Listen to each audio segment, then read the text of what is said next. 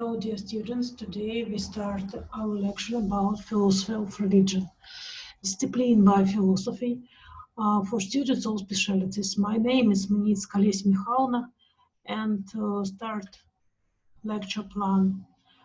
The first is the religion concept. The second, causes and prerequisites for the emergence of religion. First, religion representation, social function of religion, word religion, it's Buddhism, Christians, and Islam. And let's start our lecture. The schedule today called for philosophy of religion and philosophy of science. Well, if you did all that reading, you're just a little bit ahead, because as I worked on it, I realized these two areas, epistemology and metaphysics are my details, but they're like foundational to everything else. What's the nature of reality and metaphysics? How do we know epistemology? But in terms of practical applicability, philosophy of religion and philosophy of science are the two most important in the world today, because philosophy of science is the primary sort of addictive philosophy of Western culture today. Philosophy of science drives so much of what people believe is true, and philosophy of religion is the right way to respond to that. And so I decided, as I worked on it, there's enough content. We're going to focus entirely on philosophy of religion today. Next week, we will do philosophy of science, and then in the second half, I'll probably do human nature and philosophy of politics, which they're all important, but they're not as critical, I think. So today, we're going to focus entirely on philosophy of religion. Next week, I plan, hope, intend, pray that I will have for you the notes on what you need to know for this class. Much of that, as I've said before, as you've already been able to tell if you've been reading the book, much of that has to do with terms. If you understand the definitions of things, then the concepts come fairly directly after that. So it's the definitions. And I want to say one other thing, and I say this cautiously. I think the book, I know it's difficult if you've never had philosophy, or even if you haven't had philosophy, because it's an entirely new language. Like anything else, it takes work when the first time you start. If you tried to learn Spanish, then you've got an idea what it's like to learn a whole new language. Well, philosophy is no different than that. And that's why in this course, I'm lecturing from the book. My lectures are walking us through the book in order to help people understand things they're struggling with as they read it. A couple of people have expressed to me trauma over trying to read this stuff. And don't take this lightly. But if you are really deeply troubled by trying to read this material, then don't read the material. Now, I'm not encouraging you not to read the book. I want you to. But if you really are beating yourself up or staying awake at night or feeling traumatized by this stuff, I'm going to cover the same thing in the lectures. So just come to the lectures. And maybe you go back and read the book after you come to the lectures. But don't let this be a trauma to you, okay? That doesn't help. So I give you permission if that's your situation. It doesn't mean you're off the book. All right? So next week, philosophy of science, human nature, philosophy of politics, and then ethics, the question, what is right? And then aesthetics, what is beauty, or what is beautiful? And then the conclusion, final plan. As always, we start with what is philosophy. It literally, phileo and sophos are the Greek words for love and wisdom. Philosophy is the love of wisdom. It's a way to critically examine our foundational beliefs about the nature of reality, of knowledge and truth, and our moral and social values. The definition that I think I like best, philosophy at the bottom of here, philosophy is the attempt to think rationally and critically about life's most important questions in order to obtain knowledge and wisdom about them. Alvin Plantinga, one of the great philosophers alive today, who also happens to love Jesus, a great Reformed theologian as well as philosopher. And you can tell he's great because how often he gets put in his book. Al Plantinga has said that philosophy is thinking hard about something. Because philosophy touches everything. There's a philosophy of everything, because philosophy means, what are the larger issues behind whatever. You have a philosophy of art, you have a philosophy of medicine, you have a philosophy of science, a philosophy of everything. And as I said before, there's a reason why the highest or terminal degree, as they call it, in almost any discipline, there are a couple of exceptions to that, is a doctor of philosophy in whatever it is. Okay? Because it is the overarching umbrella analysis of everything else that you can study and understand in your life. Okay? No less than that. Which is why I think this is important, even though it's hard. And I know it's hard. Even I, going back and reading the book, I'm thinking, okay, now back up. Think about that again. And I've been through this a lot. Okay? Today, we want to talk about philosophy of religion. The question, does God exist? And if he does exist, what can we know about it? All right? The question of the existence or non-existence of God, as it may seem obvious to you, affects everything else. Now, it may seem obvious to you. There are other non-Christian or non-theistic people who would say that this isn't relevant at all, because they believe that philosophy of science, philosophy of aesthetics, philosophy of something else is important, but God doesn't exist anyway, so why are we worried about it? But in fact, if God exists, there are reasons, purposes, meaning, and attached to human existence and all of the events of human existence. If God does not exist, contrary, everything is random, nothing has ultimate meaning or significance, there's not reason to hope for anything better. And if that's true, then you don't have to work hard at anything, because it doesn't really ultimately matter anyway. Okay? Humanity being what it is, even in a lack of belief in God, we come up with reasons to justify our efforts. But in the absence of God, if you're honest with it, at the end of the day, it boils down to nothing really mattering. But believing in God, at least believing in the Christian God, does have its downside in that it does mean there is accountability. One of the, at least honest, skeptics who's quoted in the book says, I don't want there to be a God. Because if there is, then that puts, that gives me responsibilities. There's an onus on me. I'm held accountable. At least he's honest about that. Because it does. But again, the choice, when we talk about the existence of God, the choice is believing in God and therefore believing there is both meaning and hope, or not believing in God and wondering, why the hell does it matter? Ultimately, that's why philosophy of religion, does God exist, is so critical. So, does God exist? It's important to recognize that prior to the 19th century, virtually every thinking person was convinced that God's existence could be not only argued but proven. This was assumed. Most philosophers, prior to, again, the mid-19th century, which is mid-1800s, they were advocates of natural theology, which is very scriptural, which says that belief in God could be known by human reason and experience. Scripture says that the reality of God is shown in the glory of his handiwork, the experience that we have, and the reasonable arguments, the logical, cognitive kinds of understanding that will lead us to believe in the supreme being. We're going to look at some of that today. Very few people seem to even know that those arguments exist. And people who know they exist assume, and our book does a good job talking about this, assume that all of that's been disproven, that all of those arguments, ontological, teleological, cosmological arguments, have all been dispelled and dispensed with, which is not true. There have been arguments against them, but there have subsequently been counter-arguments against that. People like Alvin Plantinga and others who very much believe that there are still very strong, logical, reasonable, rational, philosophical arguments for the existence of God. We're going to talk a little bit later about what we even have to have those. Okay. What I want us to do now is to talk about just a few of the most important of those arguments. Now, the arguments for the existence of God, a couple of them actually claim that particularly the ones that are more abstract, that they can, from an abstract logical point of view, prove the necessary existence of God as a divine being. Some of the others don't claim to prove it, but they are significant in that they give us very compelling reason to believe it's true. You understand the difference there? A proof is something that you can say, it's settled. A compelling argument for means it makes sense to believe it, although it's not absolutely, done deal. It's like the difference in we talked about this before. When you talk about reason or doubt.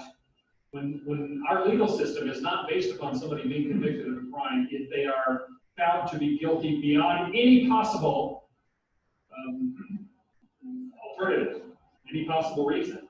We don't require that in anything. To be absolutely proven is never required. Well, we can convict people and even execute them based upon proof beyond any reasonable doubt. So the point I'm making is that some of the ontological argument we'll talk about first, claims logically to prove that God exists. Most of the arguments simply give compelling evidence, so that it is evidence beyond a reasonable doubt, to use the term that we're used to hearing in all the cop shows. Okay? I mean, the lawyer shows. Let's start with the first one. It's not the oldest one, but we start with it because it is probably the most abstract. Now, as I get into discussing these arguments, I'm going to try to explain them a little more plain language than maybe the book did. If you don't fully understand all of these things, that's okay. In fact, any one of these arguments, Thomas Aquinas has 5 proofs for God, he called it, 5 arguments for God. And one of the things is that people will pick one and then argue against it. And Aquinas was very quick to say, no, don't pick one. You have to look at all 5, because various of them address various aspects. And so if you don't get everything about one of these arguments, it doesn't quite click with you, don't panic. We'll get to one in a minute, it'll make more sense. But they are all valid. Okay? Let's talk about Anselm's ontological argument. This suggests that the very idea of God as a supreme being logically proves that he must really exist. Now, ontological, the word ontological, we talked about ontology before, it means being or existence or reality. Ontology is a subset of metaphysics, which means the examination of what does it mean to be, what does it mean to exist. So the ontological argument, which was first presented by Anselm of Canterbury, logically tries to demonstrate that God must exist. Okay? Now listen, the argument goes like this. And I'm going to, in each case, I'm going to walk you through the logical argument, and then we'll come back and talk about it, okay? First, Anselm said, I can conceive of a greatest conceivable being. A being that is perfect, that is immutable, omnipotent, omnipresent, etc. My mind can conceive of that. Obviously, religions have been conceiving of that since before written history. And he referred to the greatest conceivable being, and that's usually abbreviated GCB. I can hold an idea in my mind of the greatest conceivable being. All right, you okay with that? Then he said, what is real and concrete, that is outside my mind, outside me, is greater by definition than what exists only in my mind. Okay, the idea of something that the aspect of being a real thing is greater or significant or perfect than what's only in my mind. Right? You okay with that one? That the quality of real existence adds value, is what we're saying, as opposed to just being an abstract thought in my mind. We're good? Okay. Third, if the greatest conceivable being exists only in my mind, because I can conceive of that, then it would not actually be the greatest conceivable being. Because I can conceive of the greatest conceivable being existing in reality and not just in my mind. Got that? Yes.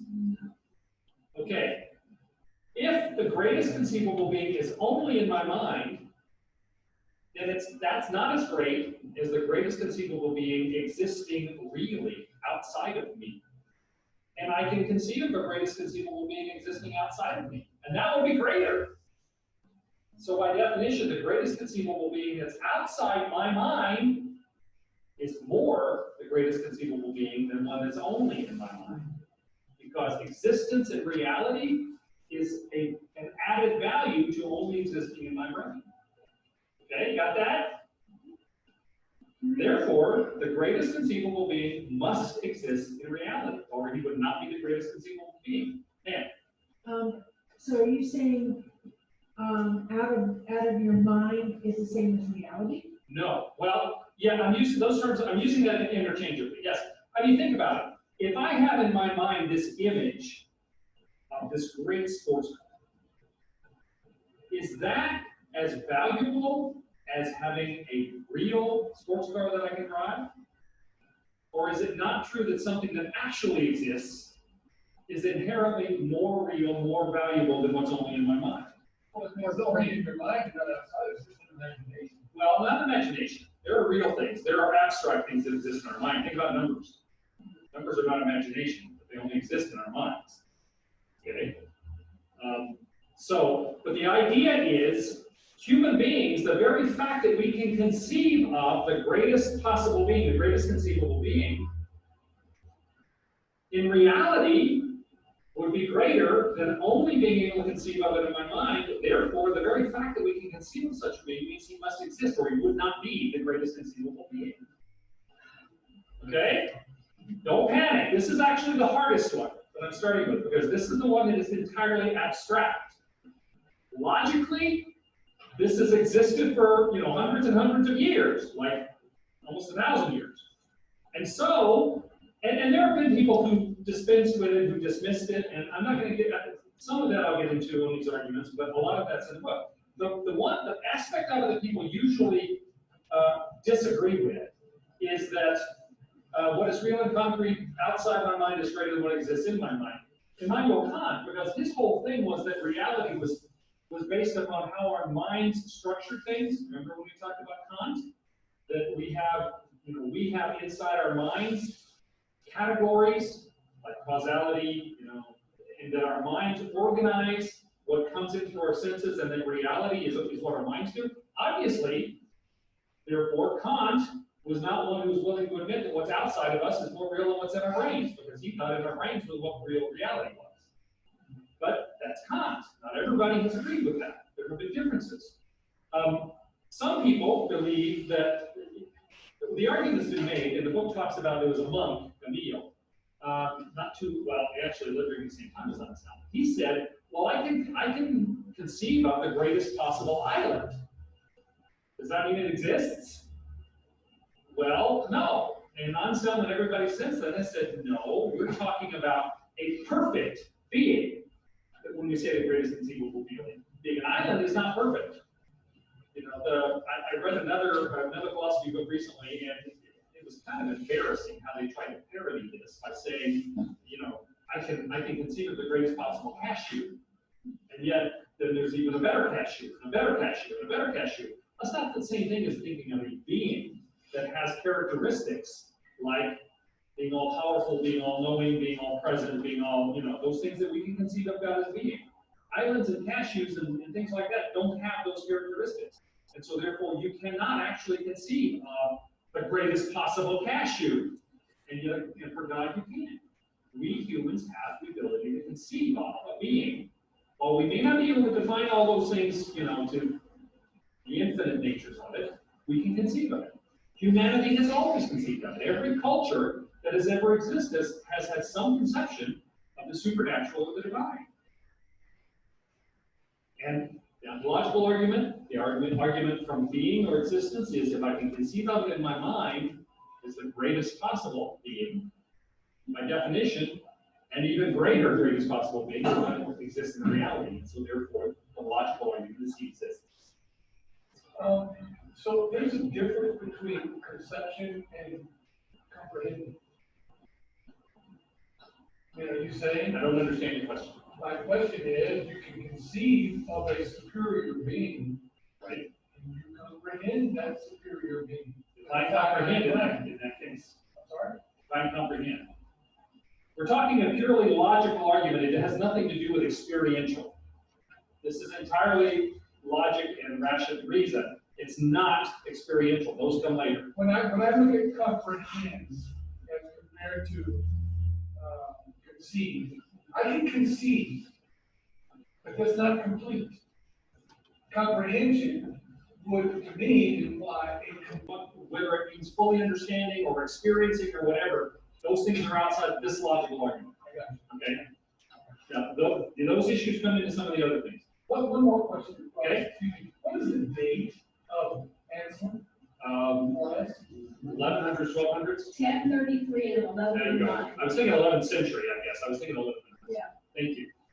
Okay, so this is one argument, and it is one, even though David and Hume tried to argue against it, and Kant tried to argue against it, they have not dismissed it. It is still a valid argument that is still being discussed. And particularly Christian theists get it, still argue the premises of it, because the way you present an argument is through these are premises. Remember our logic discussion? The way you try to counter an argument is by finding one or more of the premises to be invalid. In other words, to find defeaters for those. People have attempted to do this, and again, the general thought amongst people is that, oh, this has been completely dismissed. Folks, it hasn't. It is still a valid logical argument. It is one of the hardest ones, and so if you don't fully get it, that's okay. But it is only one of them. And it is the most abstract one because it's the one that relies entirely upon logic and rational perception. Okay? So let's move on and talk about some of the others. The second, by the way, Anselm is not the only one who dealt with that. There were suggestions of it before him. In each case, what I'm giving you are the people that articulated it most clearly or are most popular for it, because they're the ones you'll read. So the second argument we want to look at is Aquinas' cosmological argument. Cosmology means creation. You know, when you talk about the cosmology of the universe, it's how did it come to be? Okay, how is it created? So this is the argument from causation that suggests that since every effect must have a cause, and there cannot logically be an infinite regression of causes, meaning this caused that, and this was caused by that, and this was caused by that, and that was caused by that. And I'll discuss that in a minute. There must be a first cause, sometimes called a prime mover, which started everything. Okay, who started it? So everything that exists came from something else. Well, what was the first thing? The first cause, the first mover. That? The chicken or the egg? Well, yeah, the chicken and the egg is sort of what came first. That's so, but except we're talking about how far back. So the argument goes like this. First, there is an order of causes in the world. Meaning, things create other things. Everything that exists comes from something else. Where do babies come from? How do buildings happen? Well, something caused that to be there, and in every case. Because nothing can be the cause of itself. Nothing can come from nothing.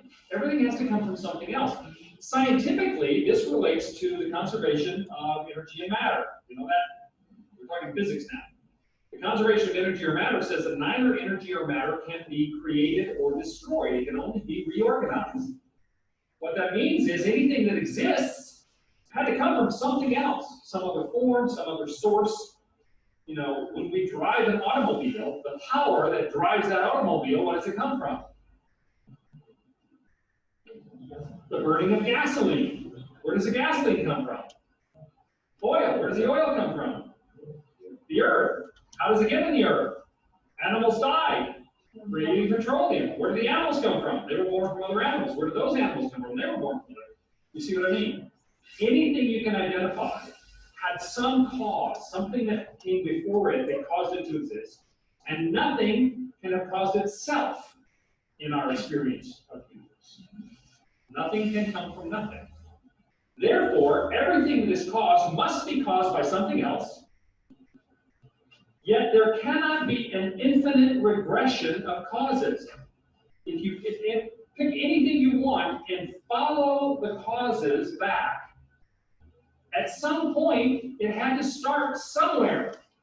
The reason for that is, people would argue, it used to be that people argued, people who didn't believe in God argued that the universe has always existed. That was one of their beliefs. Well, that's been shot in the head by the Big Bang Theory. From an entirely secular perspective, they believed that the universe did have a beginning. But the old view was that the universe had no beginning. The problem with that is that it creates an infinite number of events, seconds, minutes, days, activity, something back in the past. Now, the idea of infinite, the mathematicians, it is possible to think of something being an infinite set, an infinite group, abstractly.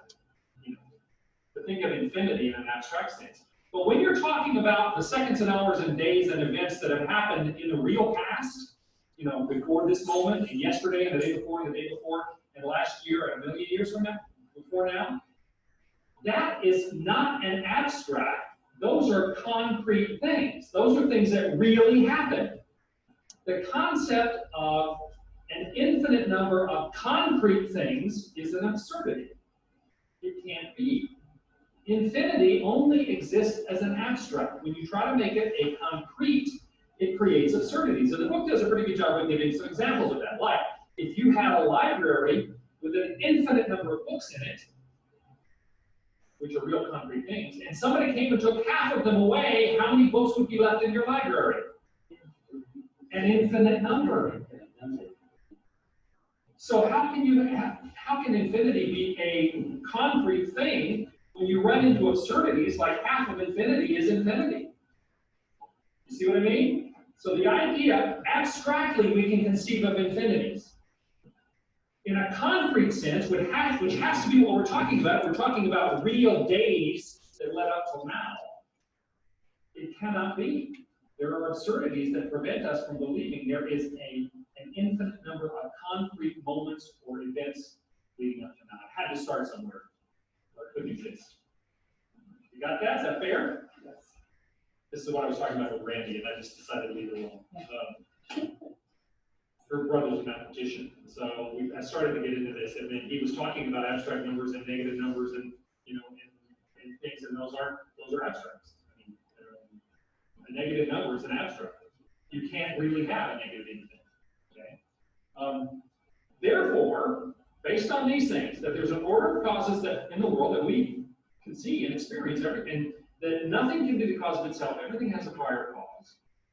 Everything is caused must be caused by something else. There cannot be an infinite regression of causes because that leads us to logical absurdities. Therefore, there must be a first uncaused cause or prime mover, the first one that started everything. And that, by definition, is God. Got that? Yes. This one's a little easier than the ontological argument. I think the only problem here is understanding why you can't have an infinite regression of concrete things. Okay? Part of the benefit, even if you don't get the specifics of these, is for you to experience the fact that there are some very valid, logical, reasonable arguments for the existence of God. It's not just what you feel. Just knowing that, whether you know the actual arguments or not, is valuable. Well, knowing the actual arguments is helpful. All right, let's go to the third one, which is the teleological argument that Paley popularized, although again it's existed for a long time. This is probably the most common sense one for lay people. It's called the argument from design, or sometimes the watchmaker argument. And it says that the complexity of the world demands belief in a creator in the same way that the complexity of a watch demands belief in a watchmaker. And Paley actually said, because he was, he was from Great Britain, he said, if you're walking across the moors and you come across a watch, a working watch, is it reasonable to suppose that it just happened by accident? Or would you not have to reasonably assume that there was a watchmaker responsible for making that? So, the argument goes like this. A watch has many complex parts, works to perform a specific and intentional function, and is intelligently designed to achieve that function. Okay? Who's going to look at a watch and think that happened by accident? Right? It's there for a reason. It's complex. Somebody had to have done that on purpose. Similarly, and this is an argument by analogy, meaning relationship between things. Similarly, the world has many complex parts, works toward a specific and intentional function. Sorry for the practice here. Especially the function of sustaining life. And is intelligently designed to achieve that function. Therefore, there is a very high probability, you'll notice not proof, a very high probability that the world, like the watch, was intelligently designed by a creator. Now, You see a watch and you think, boy, that's awfully complex. You know, gears and wheels and cogs and crystals and the whole thing. A watch is nothing compared to the complexity that exists in systems in the world. If you don't realize that, you're not paying attention. Okay? And this, somewhat the teleological argument, and this gets into a little bit the next one, the fine-tuning, which is a version of the teleological argument. A lot of work has been done by scientists in recent years on the theme of irreducible complexity. Are you familiar with that? When we talk about design, there are a great many things that exist in the world that are so complex, if you remove any one aspect of them, the whole thing wouldn't work anymore. Now, to understand, and I'll tell you what that means in a second, sidestep here and understand that evolution, the argument from evolution by natural selection, Darwinian evolution, says that every characteristic that exists in living creatures exists only because that characteristic aided them in survival and therefore was retained rather than rejected. Okay? In other words, everything, and that it's a result of minute changes. You know, you got a little bit of a benefit, and so the animal that had that small benefit survived and the others didn't. And then another slight benefit, and the litter mate that had that advantage survived and the others didn't. Well, there are some things that exist in the biological world for which you cannot break it down into what the steps were. A perfect example, the human eye. The complexity of the human eye. To have an iris that opens based upon light sensitivity, to have rods and cones in your retina that receive the variations in light intensity and translate that into color, communicate it through an optic nerve for the brain to interpret so that we see. There's no piece of that. You can't say, okay, the biologists, okay, the Darwinian evolutionists, I should say, they say that the human eye started as a light-sensitive freckle. What are the steps between a light-sensitive freckle and the human eye that would be of any advantage at all that will allow a creature to survive and therefore continue to develop advantages? It doesn't work. Michael Behe is a biologist who has examined a number of he's written several books on this. The Darwin's Black Box is one of the most popular. And one of the things he looked at were the tiny microscopic flagella. The flagellum are these little protozoa-looking things, and they have a tail, and they propel themselves by spinning that tail, okay, through liquids. Well, when Behe started examining this tail, this flagellum, I mean, they're called flagellum, but that thing is called, flagellum, I think. That little tiny microscopic tail that is used to propel them through liquids is exactly the model that a modern motor has. It has all of the same pieces in it that allows this thing to turn, to drive it forward, that a motor has. And Behe makes the argument of irreducible complexity. There's no piece of that. You can't reduce that by one part and have it work. It had to go from nothing to working. There's no steps in between that would make any sense from an engineering point of view. That's true for a lot of things. The idea of irreducible complexity, you cannot reduce by any small part the complexity of many of the biological features in the world and have them work. Well, that's part of the argument from design. You can't take the design of the physical, especially the biological world, and back it up to the point where it started as nothing more than amino acids in a primordial pool. You can't get back there. And if you did, you couldn't get back here. Does that make sense? So you understand that design issue. And you will, if you get into this at all, you will read about irreducible complexity as being one of the primary arguments that is sort of an advanced topic of the teleological design argument. All right, good with that? Then a version of the teleological, I'm now going to give you two of the arguments that are most modern. These are all quite old. All right, and they're still around. Don't let anybody tell you otherwise. People have argued against them, but those arguments have not been conclusive.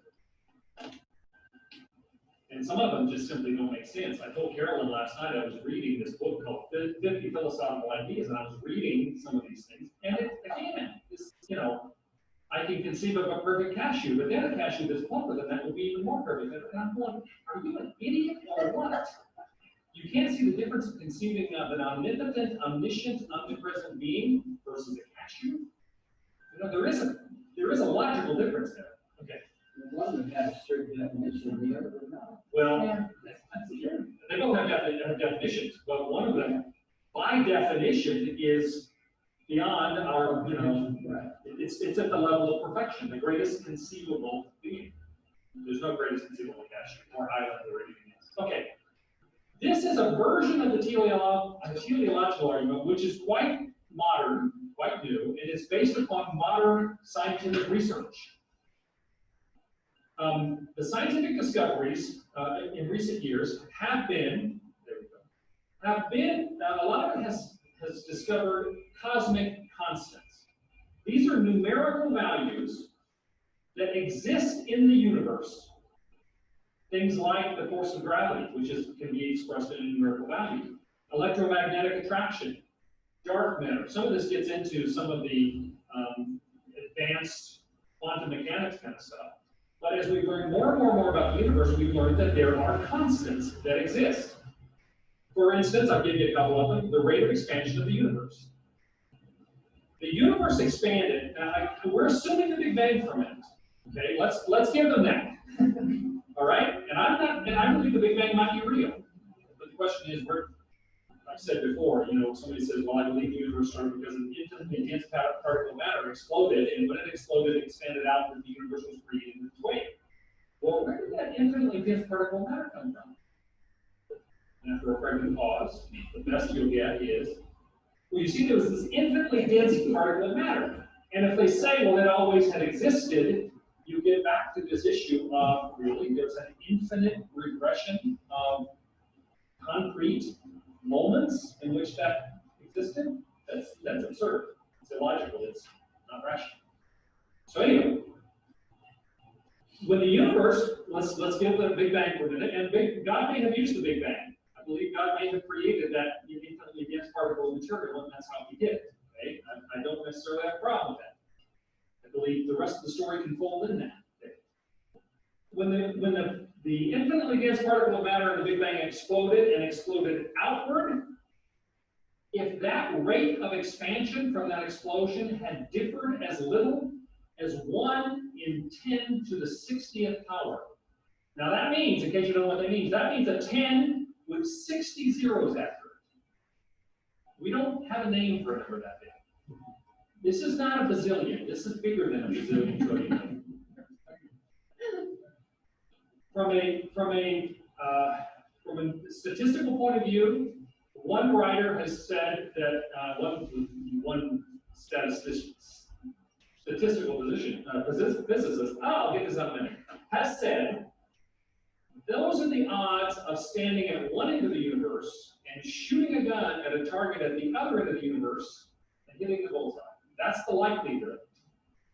And yet, if it had varied even 1 in 10 to the 60th power in terms of the rate of expansion, then it would either have been expanding too slow and would have collapsed back in on itself, or it expanded too fast to allow the stars to form. And so no life could have existed. Now, this is not a theologian that came up with that. Scientists. Again, the strong nuclear force. This is the force that binds protons and neutrons together. If it had been even 5% stronger or weaker, then the atomic structure that is necessary for human life to exist would not have existed. 5% difference. In fact, one of the other variations I read on this is that a proton is 1.001 the weight of a neutron. And if it varied by even 1/1000th, we would have a problem because the proton would be inclined to turn into neutrons if it was stronger, or if it was lesser, it would go the other way. Neutrons would turn into protons. So exact. You see why this is called the fine-tuning argument?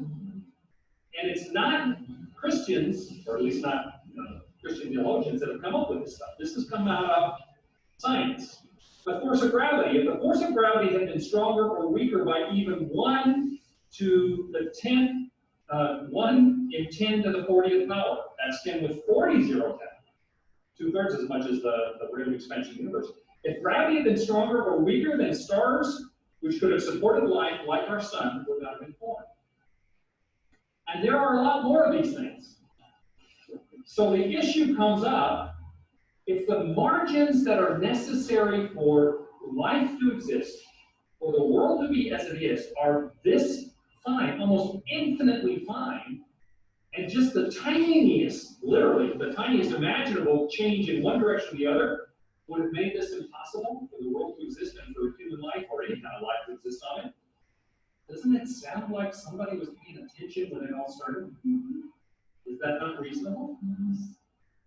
So again, this is an argument from design, but it's based upon modern science, and they refer to this as the fine-tuning argument. And there's more than that. And the arguments that the people have made against it, like one of the popular arguments is, well, this is only one possible world, that there are an infinite number of worlds, perhaps in other dimensions, this multidimensional kind of idea. And then for some of them, the universe did collapse. For some of them, the universe expanded too fast for stars. For some of them, gravity was too weak or too strong or whatever. Those are those other. We just happened to be on the one that it all worked. Really? They say things like, we won the lottery. Okay. If every person in the world bought a lottery ticket, including me, and I won, the odds of me winning would be 1 in 7 billion. That's me winning over everybody else on the planet. That isn't a fraction of the kinds of odds that we're dealing with when we talk about 10 to the 40th power, 10 to the 60th power. I mean, that would be like winning everybody on the planet, buying a lottery ticket every day for a year, and me winning 365 times. That's the kind of odds we're talking about. I mean, I just made that up. I'm not giving you that as statistical reality, but it's close to being the case. So the idea of saying, well, this is just a lottery, we won the lottery, besides which there is no evidence other than just creative thinking that comes up with the multidimensional idea. That there are multi-dimensions and multiple worlds. That's just somebody's idea. It's not like they found another one.